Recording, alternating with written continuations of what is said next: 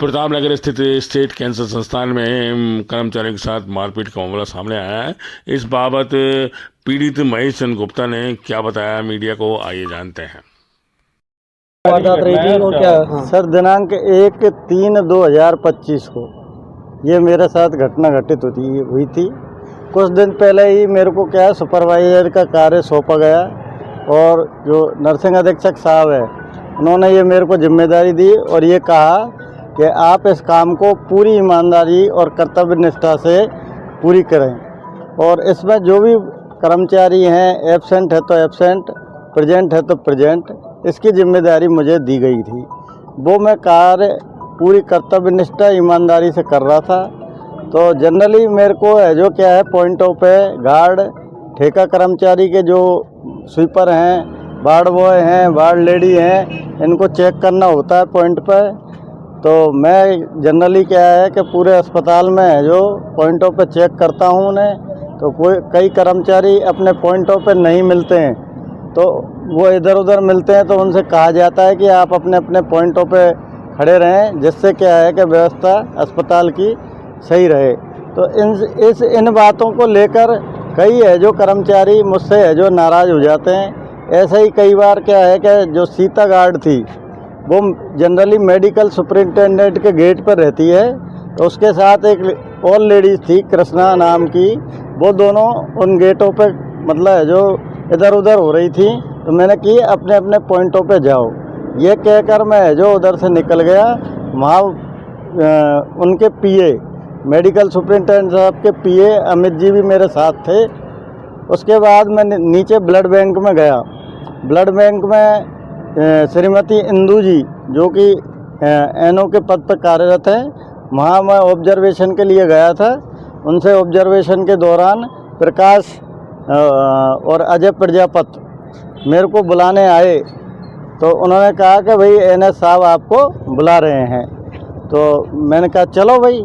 तो उन्होंने हाथ पकड़ लिया मेरा और दोनों पकड़ के सीढ़ियों पे मारपीट करते हुए ले गए। कौन लोग थे वो? अजय प्रजापति और मतलब है जो वो नहीं, वो अजय प्रजापति और प्रकाश जो कि सुपरवाइजर पर यहाँ कंपनी की तरफ से लगा रखा है, फर्म की तरफ से। ठीक है साहब। उसके बाद मुझे हाथ पकड़कर सीढ़ियों से मारपीट करते हुए ले गए। जैसे तैसे मैं जान बचाकर एनएस ऑफिस में पहुंचा। वहाँ एनएस ऑफिस में सीता गार्ड और कई महिलाएं जो कि प्री प्लानिंग के तहत वहाँ इकट्ठी हो रखी थी, उन्होंने एनएस ऑफिस में मेरे साथ मारपीट की, कॉलर पकड़ी और घसीटते हुए अस्पताल परिसर से बाहर ले गई। उसके साथ ही अन्य बाहर के लोगों ने भी मेरे साथ मारपीट की, जिसका वीडियो वायरल कर दिया गया। जिसमें वीडियो वायरल किया वो बीना जो कि एनजीओ में कार्यरत है उसके द्वारा किए गए। उसमें क्या है, एक मंजू और एम्बुलेंस ड्राइवर 2, प्रेमराज और रवि 2 और अन्य उन्होंने मेरे साथ मारपीट की और जान से मारने की कोशिश की। इसके बाद मैंने उक्त घटना की सूचना मेडिकल सुपरिटेंडेंट कार्यालय में लिखित में दी। किस तारीख को? दिनांक 1/3/2025 को, तुरंत बाद ही। तो वहाँ मेडिकल सुपरिटेंडेंट साहब उस दिन नहीं थे, तो मैंने रिसीव्ड में जो भी वहाँ उपस्थित था उनको दे दी। उसके बाद शनिवार और रविवार को दोनों दिन हमारे मेडिकल सुपरिटेंडेंट साहब नहीं आए। तीसरे दिन सोमवार को वो आए तो हमने उसको दिया और कहा कि भाई इस तरीके से कार्रवाई हुई है मेरे साथ और इसकी एफआईआर आप दर्ज कराओ, मेरे को जान से मारने की धमकियां मिल रही हैं। तो उन्होंने क्या है कि उसके बाद अब रिपोर्ट दर्ज कराई नहीं कराई ये मुझे अवगत नहीं है, लेकिन आज दिनांक 5 नियम क्या कहता है? नियम ये कहता है, हमारा राजस्थान चिकित्सा अधिनियम 2008 के तहत 6 आवर्स के अंदर वो क्या कहता है? सो इनका जो शाम को घटना हुई, तो क्योंकि ये दोनों ही कर्मचारी हैं बेसिकली, कि ये बाहर के लोग नहीं थे कि जिन्होंने मारा पीटा और एकदम इमीडिएट ऐसा एक्शन हो, तो क्योंकि दोनों ही कर्मचारी यहाँ कार्यरत थे और दोनों के आपस में सहमति होगी, दोनों के आपस में समझौता हो गया था शाम को, तो इसलिए उनका वो फिर नहीं हुआ। तो इन्होंने समझौते में कर लिया। तो फिर उसके बाद हमने सोचा ठीक है, तो लेकिन कंपनी के जो उनको बुला के तुरंत पाबंद किया गया कि आप जो भी ये एक्शन लीजिए, आप अपने उन पे अपने जो भी मारपीट ये भविष्य में पुनरावृत्ति नहीं हो, वरना हम फिर बहुत स्ट्रिक्ट एक्शन लेंगे। तो सोमवार को इनका वापस हमारे पास परिवाद आया कि सोमवार को वापस इन्होंने हमें शिकायत की, उनके महिला कर्मचारियों ने भी शिकायत करी कि हमारे साथ छेड़छाड़ हुई है, ये सब जो घटना हुई। तो फिर हमने इमीडिएट तुरंत एक्शन लिया और दोनों के परिवार के लिए पुलिस को भी कहा और कमेटी बना के, और कमेटी से इमीडिएट हमने फिर एक्शन जो दोनों की तरफ जो भी चाहे महिला का अधिकार होते हैं या फिर उनके भी अधिकार होते हैं और इनके भी अधिकार हैं, तो दोनों के ही फिर हमने परिवार को और एफआईआर दर्ज कराने के लिए पुलिस को लिखा, पर पुलिस ने परिवार को तौर पे उसको फिर कर लिया। हाँ, शिकायत ले ली। Thank you. कर्मचारी सर, अब वारदात हुई है किस 1 तारीख की घटना है जी। वो बता रहे हैं, उन्होंने आप पे आरोप लगाया कि मैं उनके ऑफिस में गया था, लेकिन उन्होंने वो पूरा सहायता नहीं करी मेरी। क्या कहना है इस पर? मेरा इस बारे में ये कहना है कि वो लोग मेरे ऑफिस में लेके आए थे, लेके आने के बाद भीड़ का और मूवमेंट था।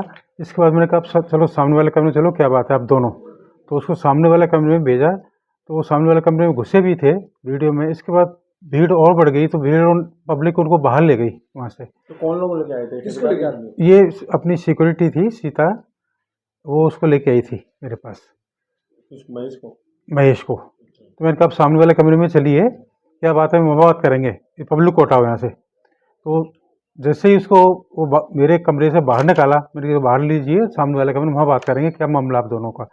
इसके बाद उसको बाहर लेके गए, तो पब्लिक मूवमेंट करके उस रूम में ना ले जाकर सामने वाले में बाहर लेके चली गई। इसके बाद करीब 10 मिनट बाद फिर दोनों मेरे पास आए, तो मैंने कहा आप सामने वाले कमरे में चलिए। दोनों को मैंने सामने वाले कमरे में लिया, 2 फीमेल साथ में और ली, इन दोनों को कंप्रोमाइज़ करा दिया गया था।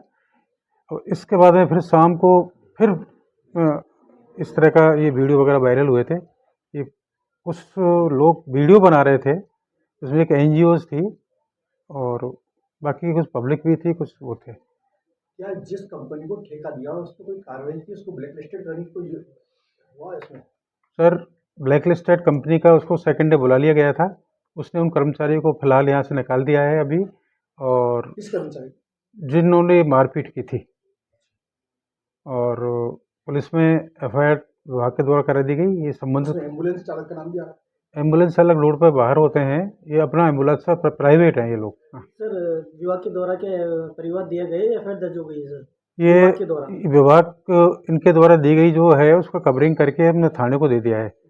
थाने वालों ने कहा ये आप अपनी कमेटी के लिए भी जांच कराएं और कैंडिडेट्स को भेजें, वो एफआईआर कराएं। तो दोनों कैंडिडेटों को थाने के इंस्ट्रक्शन इन्फॉर्म कर दी गई कि आप जाके संबंधित थाने में मिलें और जो अपनी एफआईआर जो बातें बताएं। अब कर्मचारियों की सुरक्षा के लिए हमने क्या व्यवस्था की है? इस प्रकार की घटना कभी भविष्य में नहीं हो इसलिए।